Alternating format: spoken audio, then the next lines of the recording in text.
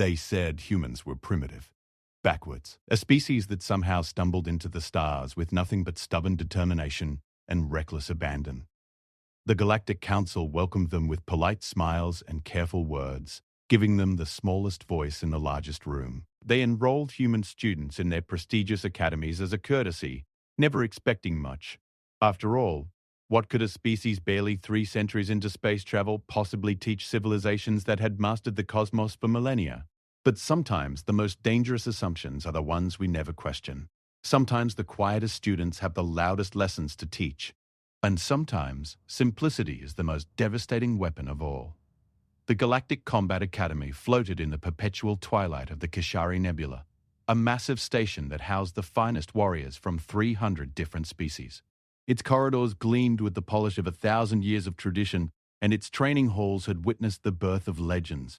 Here, the children of diplomats and warriors alike learned the ancient and honorable arts of combat that had been refined over countless generations. Marcus Webb sat in the back row of tactical combat theory, his human frame looking almost comically small compared to the towering Dovavaxians beside him and the crystalline Zephyrite in front. At 22, he was one of only 5 humans currently enrolled in the Academy, part of humanity's first official class since joining the Galactic Council 3 years ago. The instructor, a distinguished Kelvorian named Thexlar, stood at the front of the classroom, his forearms gesturing elegantly as he spoke.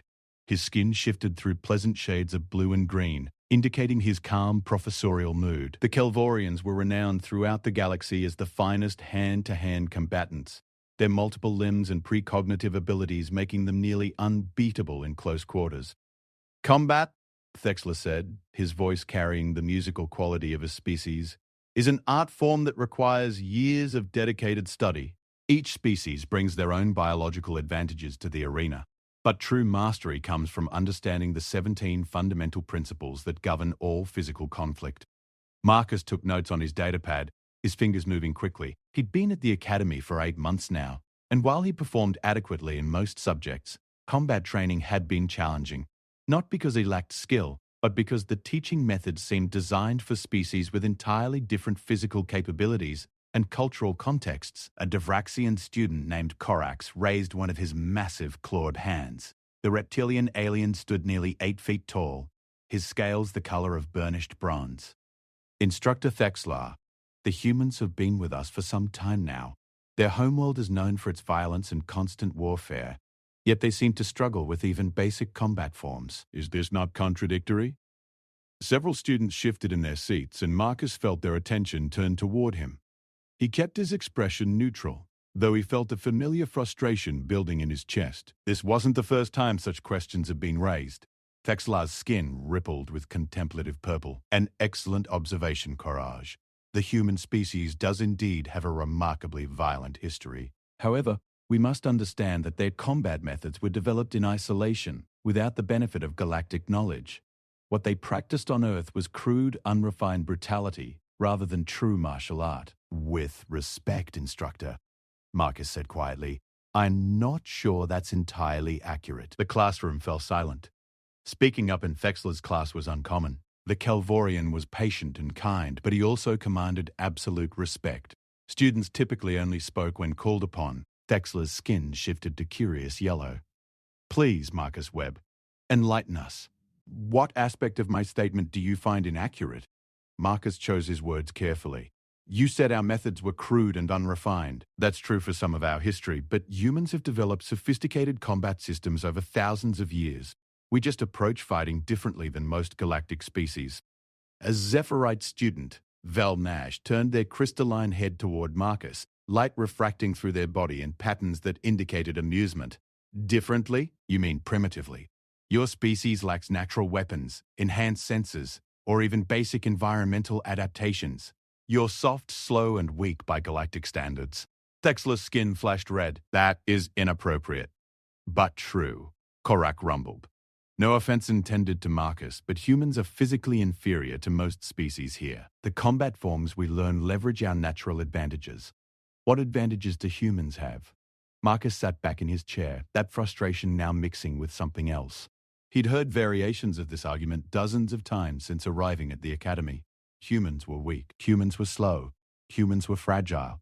It was stated as simple fact, backed by biological data and empirical testing. And in many ways, it was true. Marcus couldn't breathe methane like the Silvorians. He didn't have armor-plated skin like the Dravaxians. His reaction time was slower than a Zephyrite's, and he certainly couldn't match a Kelvorian's precognitive combat sense. But there was something these other species didn't understand, something that humans knew in their bones, learned through millennia of being persistent hunters on the African savanna, through centuries of warfare and survival against the odds. Thexler held up a hand for silence. This is actually an excellent teaching moment. Marcus, would you be willing to demonstrate human combat techniques for the class? Perhaps a practical demonstration would be more educational than theoretical discussion. Marcus hesitated. He'd been specifically instructed by the human liaison officer to avoid confrontations, to blend in, to not make waves. Humanity's position in the Galactic Council was still tentative, and they couldn't afford to offend the established powers. But he was also tired of the constant dismissal, the patronizing attitudes, the assumption that humanity had nothing valuable to contribute. What kind of demonstration did you have in mind, instructor? Marcus asked. Thexler's skin showed pleased green patterns. Nothing too strenuous. Perhaps you could show us a typical human combat form? We have practice weapons available, or if you prefer, you could demonstrate unarmed techniques. I can do that, Marcus said, standing up.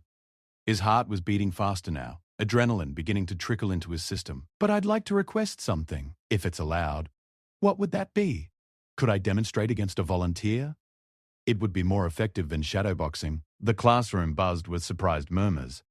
Thexlar's skin cycled through several colors rapidly, indicating surprise and concern. Marcus, these students are trained warriors. Even in a practice setting, the size and strength difference could be dangerous for you. I understand, instructor. But you can't really demonstrate combat without an opponent. I'll be fine. Karak stood up, his massive frame making the floor vibrate slightly. I volunteer. I would be interested to see what humans consider combat technique. His tone wasn't cruel exactly, but there was definitely condescension in it. Thexler looked between them, his skin showing uncertainty. Very well. But we will use the practice arena with full safety protocols engaged. The first to achieve what would be a disabling strike wins. No actual harm is to be done. Understood? The class moved to an adjacent training room, a circular arena about 30 feet in diameter. The floor was covered in a soft, energy-dampening material that would prevent serious injury from falls. Safety fields shimmered at the edges, ready to intervene if the instructors detected genuine danger. Marcus stripped off his academy jacket, standing in the center of the arena in his simple black training clothes. Across from him, Korax did some stretching exercises, his massive muscles rippling under his scales. The size difference was absurd. Korax weighed at least 400 pounds and stood nearly 3 feet taller than Marcus. The other students gathered around the arena's edge, murmuring among themselves. Velnash's crystalline laugh rang out. This'll be over in seconds. Dexler stood at the edge, all 4 hands raised. Remember, this is a teaching demonstration, not a true combat. Both fighters ready? Marcus settled into a loose stance, hands up but not rigid, weight balanced. He took a slow breath, feeling his heartbeat steady. Across from him, Korak stood in the formal Dravaxian combat stance, one of the 17 classical positions taught in the academy. It was perfect, textbook form, leveraging his height and reach advantage. Begin! Korax moved immediately, faster than his size suggested he should be able to. He closed the distance in 2 long strides, his right arm extending in a straight punch that would have hit with the force of a small vehicle if it connected, but it didn't connect. Marcus had already moved, slipping to the outside of the punch with minimal motion, his head moving just 6 inches to the left. As Korax's fist passed by his ear, Marcus stepped in close, inside the Dravaxian's guard. This was the thing that galactic combat forms didn't seem to understand. They were beautiful, elegant, powerful, but they were also designed with the assumption that you would face opponents at range, trading strikes from optimal distances. Human fighting had evolved differently. Humans had learned to fight in cramped spaces, in trenches, in alleyways, in the clinch. They'd learned that sometimes the most dangerous place to be was close enough to smell your opponent's breath. Marcus's right hand shot up, the heel of his palm stopping just an inch from Korax's throat. In a real fight, that strike would have crushed the Dravaxian's windpipe. At the same moment, Marcus's left hand had wrapped around Korax's extended arm, controlling it, and his right leg had hooked behind Korax's knee. The whole sequence had taken less than 2 seconds. Korak froze, realizing he was in a compromised position. He tried to pull back, but Marcus had his weight and leverage. With a sharp pull and a twist of his hips, Marcus executed a perfectly timed takedown. Korak went down hard, the breath whooshing from his lungs as he hit the mat. Before he could recover, Marcus had transitioned to a position of control, one knee on Korak's chest, simulating a follow-up strike to the head. "Halt!" Thexlar called out, his voice shocked. The entire sequence, from the opening bell to Korak on his back, had taken perhaps 4 seconds. Marcus immediately stepped back, offering his hand to help Korak up. The Dravaxian took it, his eyes wide with confusion, and something that might have been respect. "What?" Velnash said from the sidelines, their voice for once lacking its usual mockery. "What was that?" Marcus caught his breath, his heart still racing with adrenaline. "That was basic striking and grappling, nothing fancy. We call it mixed martial arts on Earth. It's been around for centuries." Thexlar approached, his skin cycling through colors so fast it was almost strobing. You moved inside his guard. You made yourself vulnerable to his greater strength." "Only for a moment," Marcus said, "and only after I'd already controlled his attacking limb and compromised his base. He was stronger than me, yes, but strength doesn't matter much if you can't apply it effectively." "But the forms," another student protested, "the classical stances. You ignored all of them." Marcus shrugged. "Your classical stances are designed to maximize your species' advantages while maintaining defensive integrity at range. They're great for what they are. But humans developed fighting systems based on different principles. We learned to fight at close range because we had to.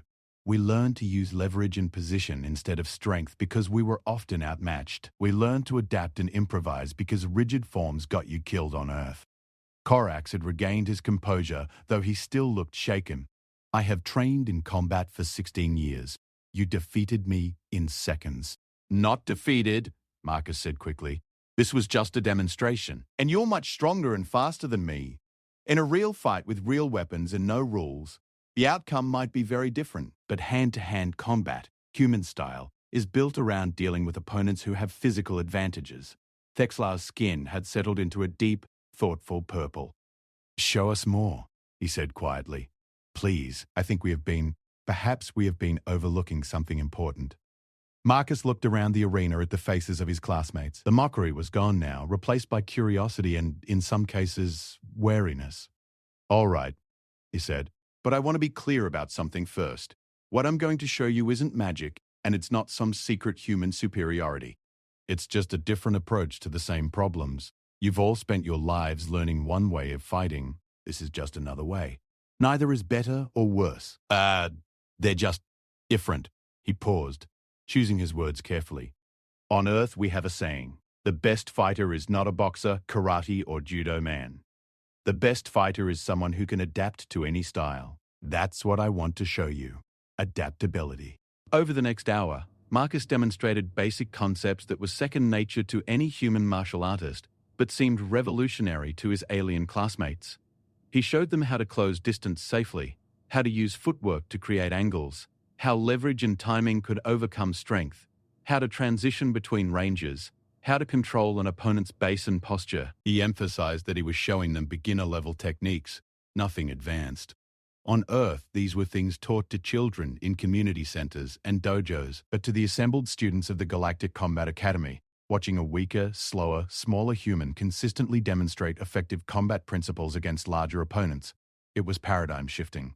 By the end of the session, even Velnash had asked to try a technique, their crystalline body proving surprisingly well suited to certain throwing methods. As the class filed out, Thexlar approached Marcus. His skin showed a complex pattern the human had never seen before. "Marcus Webb," the instructor said quietly, "I believe I owe you an apology. We have been teaching combat at this academy for 900 years, and in all that time we have assumed that our methods were the pinnacle of martial science. We welcomed humanity to learn from us, never considering that you might have something to teach us in return." Marcus felt his face heat with embarrassment. "Instructor, I didn't mean to." Thexlar held up a hand.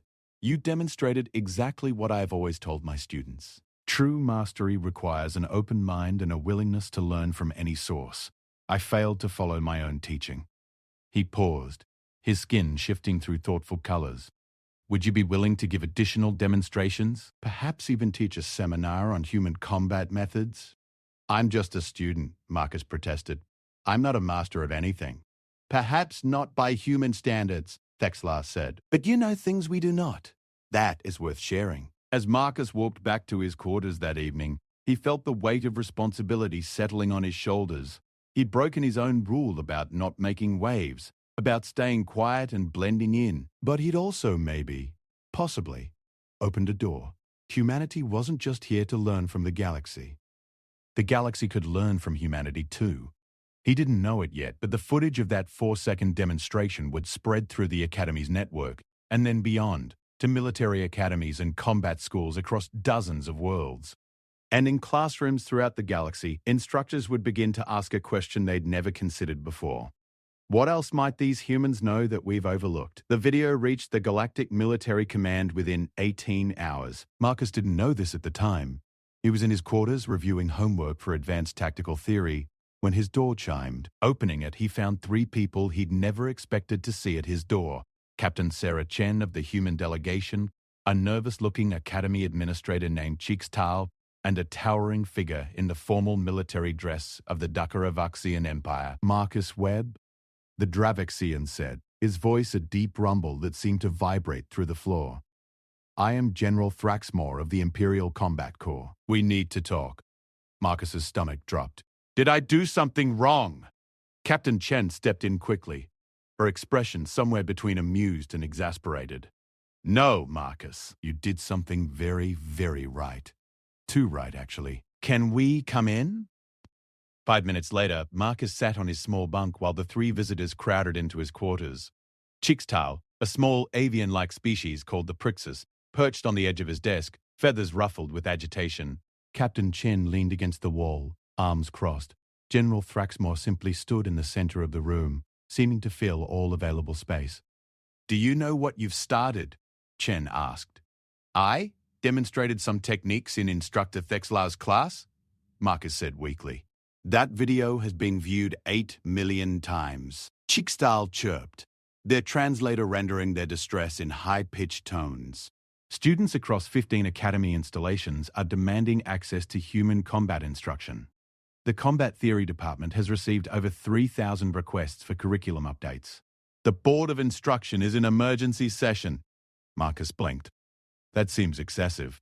General Thraxmore made a sound that might have been a laugh. Excessive? Boy, you put Korax on his back in 4 seconds. Korak, whose family has produced champions for 6 generations. Korak, who has won every tournament at this academy for 2 years running. The general's eyes gleamed with something Marcus couldn't quite identify. You made it look easy. It wasn't easy, Marcus protested. And it was just one exchange he wasn't expecting. That's the point, Chen interrupted. He wasn't expecting it because nobody fights like that. Not in galactic combat sports, not in military training, not anywhere. You showed them something completely outside their paradigm. Thraxmore nodded. I have commanded warriors for 40 years. I have studied combat methods from 100 species. Never have I seen fighting like what you demonstrated. Direct, efficient, brutal in its simplicity. He paused. I want you to teach my officers. Marcus felt the room tilt slightly. Sir, I'm not qualified to teach anyone.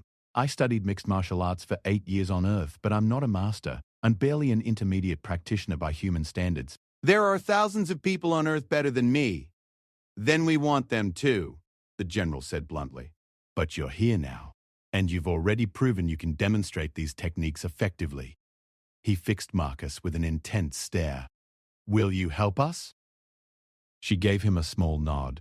It's your choice, Marcus. But I'll say this. You've accidentally done more for human-alien relations in one afternoon than 6 months of diplomatic meetings. People are paying attention to us now. They're seeing us as having value beyond just being the new guys who stumbled into space. I need time to think, Marcus said. You have until tomorrow morning, Chixtal chirped. The Board of Instruction meets at dawn. They will decide whether to formally add human combat methods to the curriculum or ban them entirely as disruptive to established doctrine. After they left, Marcus lay on his bunk and stared at the ceiling. Through his window, he could see the swirling colors of the Kashari Nebula, beautiful and indifferent to his crisis. His communicator buzzed. It was a message from his father back on Earth. Saw the video, son. Your mother screamed so loud she scared the cat. You made us proud. Whatever you decide to do next, remember, you're not just representing yourself anymore. No pressure. Love you. No pressure. Right. The next morning, Marcus walked into the Board of Instruction meeting room feeling like he was heading for an execution. The room was vast, with seats for 50 instructors from different departments and species. At the center, a raised platform held the 5 members of the board itself, representatives from the Kelvorian, Dartavaxian, Zephyrite, Solvorian, and Prix's academies. Marcus was surprised to find Instructor Thexlar waiting outside the chamber. I wanted to speak with you before the meeting, Thexlar said, his skin showing calm blue patterns. Some of the board members are uncomfortable with what you demonstrated. They feel it violates the spirit of honorable combat. How? Marcus asked, genuinely confused. You moved into close range. You used throws and holds. You targeted vulnerable areas. These are techniques considered ungentlemanly by some species. Marcus felt a flash of anger. With respect, Instructor, war isn't gentlemanly. Real fighting isn't about looking pretty or following rules. It's about survival. Thexler's skin rippled with purple approval. That is exactly what I told them, but you will need to defend your methods yourself. Be honest, be clear, and don't let them intimidate you. You've done nothing wrong. The meeting chamber fell silent as Marcus entered. 50 pairs of eyes from species he could and couldn't name tracked his movement to the center platform. He stood there, trying not to fidget, while the board members conferred among themselves in whispers. Finally, the Calvorian board member, an ancient instructor named Vexisher, spoke. Her skin was pale silver with age, and her voice carried the weight of centuries. Marcus Webb of Earth. You stand before this board because your demonstration has caused significant disruption to our established curriculum. Some call your methods revolutionary, others call them dangerous. We would hear your own account. What is this fighting style you showed, and why should we permit it in these halls? Marcus took a breath. Honored instructors, what I demonstrated wasn't a single style. On Earth, we have hundreds of fighting systems developed by different cultures over thousands of years. Boxing, wrestling, Muay Thai, Brazilian Jiu-Jitsu, Judo, Sambo, Krav Maga, and many others. About 50 years ago, humans began combining these systems, taking the most effective techniques from each. We called it mixed martial arts, or MMA. A Dravaxian instructor raised his hand. These are all separate fighting methods? Why so many? Because humans fought each other constantly throughout our history, Marcus said honestly. Different regions developed different methods based on their needs, body types, and cultural values. Some focused on striking, others on grappling. Some were developed for war, others for sport, others for self-defense. And you claim these methods are superior to our established forms? Vexishar asked, her tone neutral. No, ma'am. I don't claim that at all. Your forms are sophisticated and highly effective, but they're optimized for species with certain physical characteristics and combat philosophies. Human methods were developed with different constraints. Explain, she commanded. Marcus gathered his thoughts. Most galactic species have significant physical advantages over humans. You're stronger, faster, have better senses, natural weapons, armor. When humans fought each other, we were evenly matched physically, so we had to develop techniques that worked against opponents with similar capabilities. But when we fought large predators, we were outmatched. So we also developed methods to deal with bigger, stronger opponents. He paused, seeing he had their attention. Our fighting systems evolved through trial and error over thousands of years. Every technique was tested in real combat, real warfare, real survival situations. What didn't work was discarded. What worked was refined and passed down. By the time we reached space, we had accumulated a vast library of practical combat knowledge. A Zephyrite instructor, their crystalline body refracting the room's light, spoke up. But your demonstration showed you targeting vital areas without hesitation. This seems dishonorable. If I may ask, instructor, what is the purpose of combat training in this academy? To prepare warriors to defend their people, of course. Exactly, Marcus said. And in a real fight, against a real enemy who wants to kill you or harm your people, honor is secondary to effectiveness. The most honorable thing a warrior can do is win and come home alive. Everything else is just theory. Murmurs rippled through the chamber. Vexer raised a hand for silence. You speak with certainty for one so young. Have you seen real combat, Marcus Webb? I'm a student, same as everyone else here. But my species has seen plenty of combat. We studied it, documented it, learned from it. Every technique I showed yesterday has been proven in actual fighting thousands of times over. It's not theory.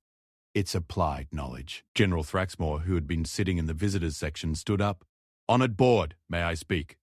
I am here because I watched that video 17 times.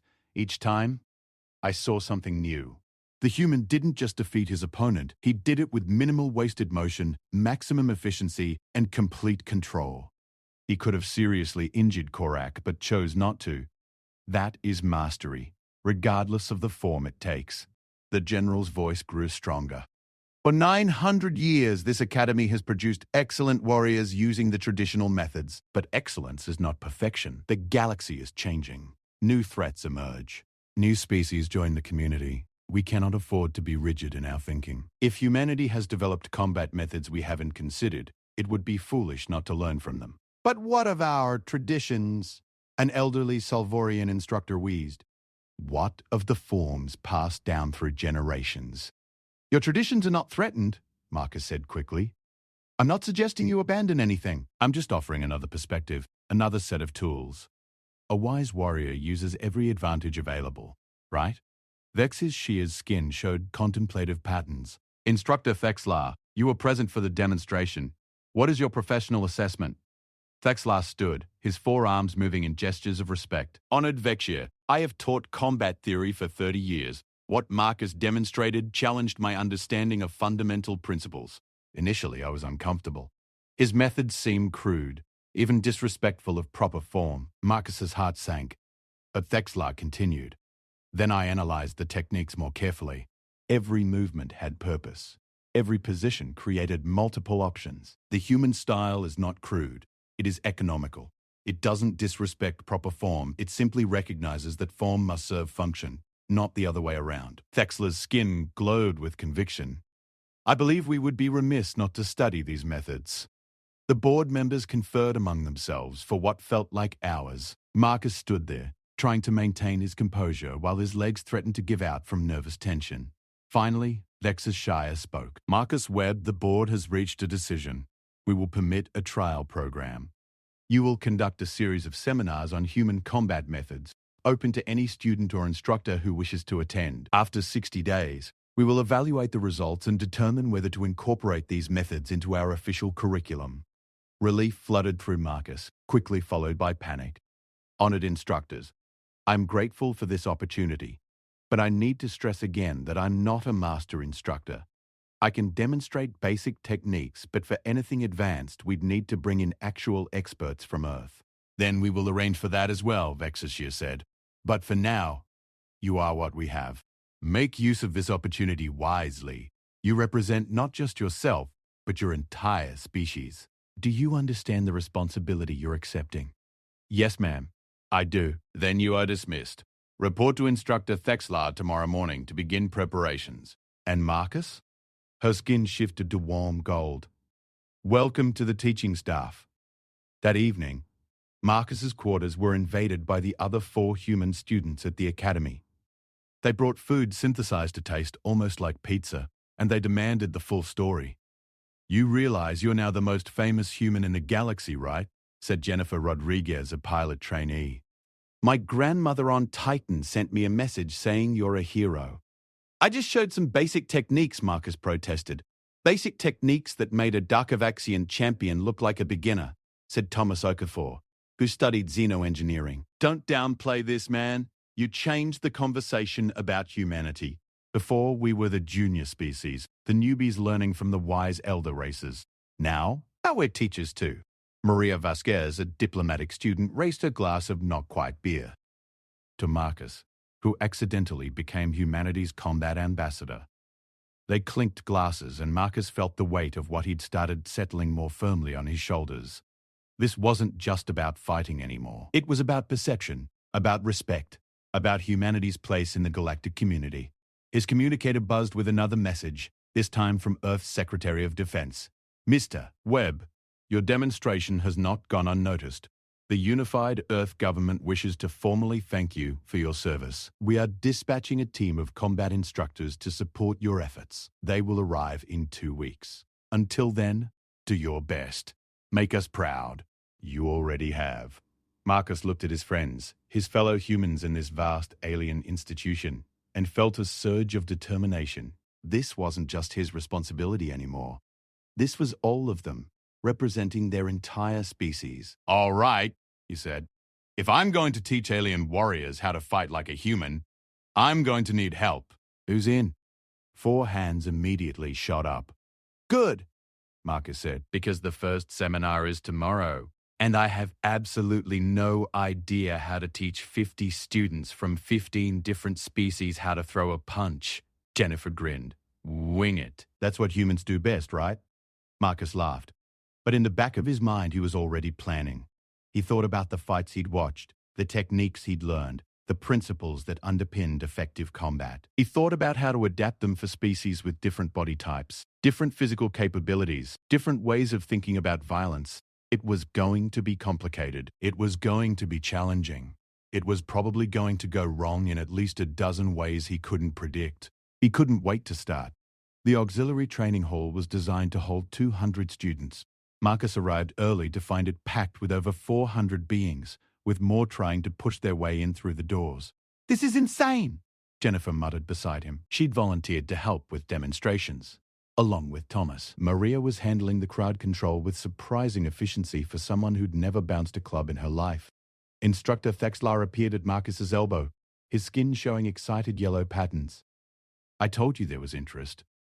Half the Academy's combat division is here, plus students from tactical theory, strategic planning, and even some from the medical college. Medical college? Marcus asked weakly. They want to understand human vulnerabilities and strengths for trauma treatment purposes. Thexler gestured to the crowd. Shall we begin? Marcus stepped onto the raised platform at the center of the hall. The noise didn't die down immediately. He cleared his throat. Still nothing. Jennifer put 2 fingers in her mouth and whistled sharply. A sound so loud and unexpected that every being in the room jumped and fell silent. Thank you, Marcus said, his voice amplified by the room's acoustic systems. I appreciate everyone's interest in human combat methods. Before we start, I need to set some expectations. What I'm teaching today are fundamentals, basic principles that underpin human fighting systems. They're not magic, they're not secret, and they won't turn you into an unstoppable warrior overnight. They're tools. How useful they are depends on how you apply them. He paused, looking out at the sea of alien faces. I also need to acknowledge something uncomfortable. Human combat methods are effective in part because humans spent thousands of years fighting and killing each other. We refined these techniques through war, murder, and violence. That's not something to be proud of, it's just historical fact. When I teach you these methods, I'm teaching you something born from the worst parts of human nature. A Kelvorian student near the front spoke up.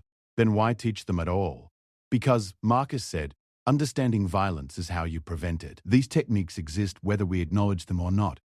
Better that warriors know them and understand how to counter them than remain ignorant. He took a breath. All right, let's start with the most basic concept in human combat, range management. For the next 3 hours, Marcus broke down principles that human fighters took for granted. How distance determined which techniques were available, how timing could overcome speed, how position could negate strength, how leverage multiplied force. He demonstrated with Jennifer and Thomas, showing how the same principles worked regardless of who was applying them. The alien students were fascinated but also frustrated. They'd spent years mastering forms that emphasized their natural advantages. Now Marcus was telling them to think about fighting in ways that felt unnatural and uncomfortable. A Devravisian student named Rexstar raised his massive hand. Human Marcus, this close-range fighting you show requires us to abandon our reach advantage. This seems foolish. It does, Marcus agreed. For you, staying at range and using your superior reach is absolutely the right strategy most of the time. But what happens when someone gets past your guard? When they close the distance despite your best efforts? That's what I'm teaching. Not to replace your fighting style, but to give you options when your primary strategy fails. He had Jennifer step up. Watch. Jennifer is going to try to get inside Rextar's reach using human footwork and movement. Rextar, defend yourself using your standard training. What followed was a dance of sorts. Rextar had his arms extended, keeping Jennifer at bay with his superior reach, but Jennifer used angles, feints, level changes, and circular footwork to progressively close the distance. It took her 30 seconds, and Rextar blocked several of her attempts, but eventually she managed to slip inside his guard and simulate a takedown. Now watch what happens if Rextar understands close-range fighting, Marcus said. Reset and go again. This time, when Jennifer tried to close, Rextar was ready. He used his strength and mass differently, maintaining better balance, protecting his base.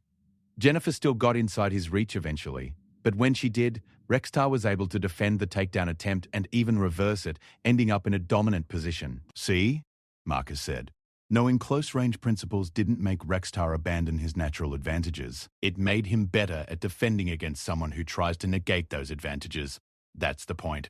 Understanding began to dawn across the room. This wasn't about making everyone fight like humans. It was about adding to their existing knowledge.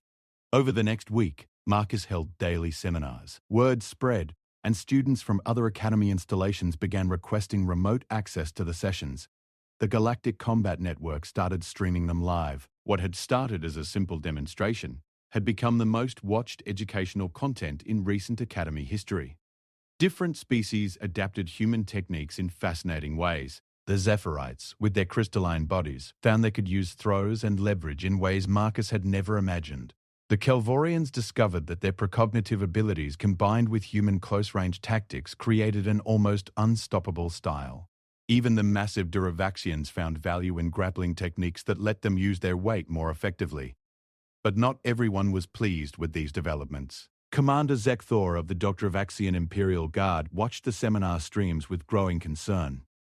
In his view, the human methods were undermining proper martial discipline. Warriors were questioning established doctrine, trying unproven techniques, abandoning the forms that had served the galaxy for millennia. On the 8th day of Marcus's seminar series, Zekthor arrived at the academy unannounced. He was an imposing figure, even for a Duravaxian, standing nearly 9 feet tall with scales the color of black iron. Scars crisscrossed his body, marks of countless battles. He was also Corax's uncle, and had taken his nephew's defeat personally. Marcus was midway through explaining guard positions when Zekthor strode into the training hall. The room fell immediately silent. Even Instructor Thexlar's skin flashed with alarmed red patterns. Which one is the human? Zekthor's voice was like grinding stone. Marcus stepped forward. That's me, Commander. Zekthor looked him up and down with evident disdain. You are smaller than I expected. Weaker looking. Yet you claim to teach warriors how to fight. I'm sharing human combat methods, sir. Not claiming superiority, just offering another perspective. Perspective, Zekthor repeated mockingly. You put my nephew on his back in 4 seconds and call it perspective. You spread these techniques across the academy, disrupting centuries of tradition, and call it perspective. Marcus felt his temper rising, but kept his voice level. With respect, Commander, your nephew volunteered to demonstrate with me. He wasn't injured or humiliated. It was a teaching moment. Nothing more. Nothing more? Zekthor's eyes gleamed dangerously. Because of you, young warriors question their training. They doubt the forms. They think some primitive human grappling is superior to our established arts. He took a step forward. I challenge you, human. Here and now. Let us see if your methods work against a true warrior, not a student. The room erupted in murmurs. Instructor Thexler moved between them. Commander, this is inappropriate. Marcus is a teacher now, not a, I accept, Marcus said quietly. Everyone stared at him. Jennifer grabbed his arm. Marcus, are you crazy? He's twice your size and a combat veteran. Marcus gently removed her hand. Commander Zekthor has a valid point. I've been teaching these techniques, but I haven't proven they work against experienced opponents. If I back down now, everything I've taught loses credibility. General Thraxmore, who had been attending the seminar, stood up. If this bout is to happen, it will be properly overseen with full safety protocols and medical staff present. And it will not be here, in a practice hall. We use the formal arena. 2 hours later, the main combat arena of the Galactic Academy was packed. Word had spread impossibly fast. Not just students, but instructors, military observers, and even some council representatives had arrived to watch. The betting pools, Marcus learned later, heavily favored Zekthor, with odds running 50-1 against the human. Marcus stood in his corner, trying to slow his racing heart. This was different from the demonstration with Korax. Zekthor was a career warrior with decades of experience. He was also angry, which made him dangerous and unpredictable. "You don't have to do this," Captain Chen said. She'd appeared in his corner somehow, looking worried. "We can call it off. Claim medical concerns." "I do have to do this," Marcus said. "Not for me. For every human student who'll come to this academy after me. If I back down, we're back to being the weak species that can't compete. And if you lose, then I lose. But at least I tried." Across the arena, Zekthor was stretching, his movements powerful and controlled. He wore traditional Dukavaxian combat attire, minimal armor that wouldn't restrict movement. Marcus wore his simple training clothes, no armor at all. Vexisha herself had come to oversee the match. Her ancient voice echoed through the arena. "This is a formal challenge match fought under Academy rules. Victory by knockout, submission, or judge's decision. Lethal force is prohibited. Medical fields are active. Fighters ready?" Marcus nodded. Zekthor roared his assent. "Begin!" He charged forward with shocking speed for his size, clearly intending to use his mass advantage to overwhelm Marcus immediately. It was a smart strategy, not giving the smaller opponent time to employ his grappling techniques, but Marcus had spent the past week teaching these exact scenarios. He drilled defensive footwork until it was instinctive. As Zekthor charged, Marcus angled off to the side, not directly backwards but at 45 degrees. The Ddravakian adjusted, but that split second of repositioning gave Marcus the opening he needed. He shot in low, driving for Zekthor's legs. The Ddravaxian's instinct was to sprawl, which was correct, but Marcus had anticipated this. Instead of committing fully to the takedown, he used Zekthor's defensive motion to transition to the side, looking for a different angle. What followed was not the 4-second demolition of Korax. Zekthor was experienced enough to defend against most of Marcus's techniques. But defending required energy, concentration, and perfect execution. Marcus kept attacking, kept moving, kept creating problems that Zekthor had to solve. Close-range fighting was exhausting, especially for larger beings. Zekthor's strength was enormous, but it came with a cost. Every movement, every defense, every counter burned energy. Marcus stayed close, smothered his strikes, controlled his posture, made him work for every position. 3 minutes into the fight, Zekthor was breathing hard. Marcus had taken several hard strikes and his ribs screamed in protest, but he kept moving, kept attacking. He shot for another takedown, got stuffed, transitioned to a clinch, got pushed away, circled, feinted, shot again. This time the takedown landed. Zekthor went down hard, and Marcus immediately moved to control his back. The Ddravaxian tried to roll, but Marcus had his hooks in, controlling him with technique rather than strength. He could feel Zekthor's massive muscles straining, could hear the warrior's frustrated growls. Marcus's arms snaked around Zekthor's throat, not quite a choke, but a threat of one. "Yield," he said quietly, just loud enough for Zekthor to hear. "I don't want to hurt you, Commander." "You're a warrior, and you deserve respect. Yield." For a long moment, Zekthor struggled. Then, slowly, he tapped Marcus's arm, the universal signal of submission. The arena exploded with noise. Marcus immediately released the hold and rolled away, offering his hand to help Zekthor up. The Ddravaxian stared at the hand for a moment, his expression unreadable. Then he took it, letting Marcus help him to his feet. "I underestimated you," Zekthor said, his voice low enough that only Marcus could hear. "I thought your defeat of Korax was luck or trickery. I was wrong." "You're a formidable opponent, Commander," Marcus said honestly. "In a real fight with real weapons, the outcome might be very different." Zekthor's expression shifted to something that might have been respect, perhaps. "But today, in this arena, you won. That is what matters." He raised Marcus's hand high, announcing to the crowd, "This human has proven his methods. Any who doubt his teaching doubt me. The crowd's reaction was deafening. Marcus caught sight of his fellow human students, all of them cheering with tears streaming down their faces. He saw Instructor Thexlar, his skin glowing brilliant gold with pride. He saw the other instructors, some shocked, some thoughtful, all paying attention. That night, Marcus sat in the medical bay getting his ribs checked. Nothing broken, just badly bruised. He'd also dislocated a finger at some point, though he hadn't noticed during the fight. General Thraxmore visited. The Earth instructors arrive tomorrow. With what you've started here, they'll have eager students. Good, Marcus said, wincing as the medical technician adjusted his ribs. I was running out of things I could teach confidently. You did more than teach combat techniques, the general said. You taught us that assumptions can be dangerous, that there is always something new to learn, that even the weakest can find ways to overcome the strong. He paused. You taught us humility. Over the following months, the human combat instructors integrated smoothly into the academy curriculum. What Marcus had started as an accidental demonstration became a formal exchange program. Human martial artists came to teach at alien academies. Alien warriors traveled to Earth to study at dojos and training camps. The cross-pollination of techniques created new hybrid styles. Calvorian Brazilian Jiu-Jitsu became a devastating art form. Duravixian boxing leveraged their reach and power in ways that impressed even professional Earth boxers. Zephyrite Judo utilized their crystalline flexibility for throws that defied physics.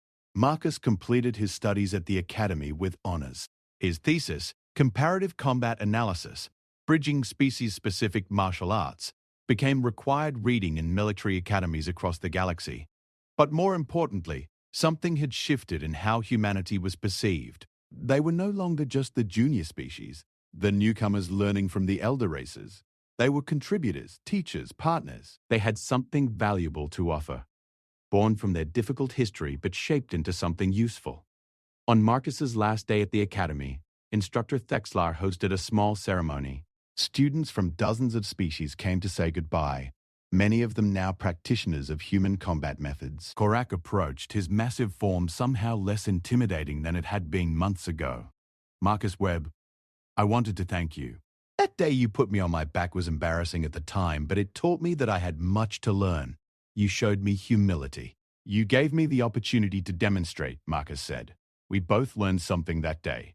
Even Commander Zekthor came, his presence causing a stir among the students. Human, he said formally, then his expression softened slightly. Marcus, you have changed how the Doctoravaxian Imperial Guard trains its warriors. My nephew is not the only one who learned humility. I am grateful for the lesson, even if the delivery was painful to my pride. Vexes herself made an appearance, her ancient form moving slowly but with dignity. Marcus Webb of Earth, you came to us as a student and became a teacher.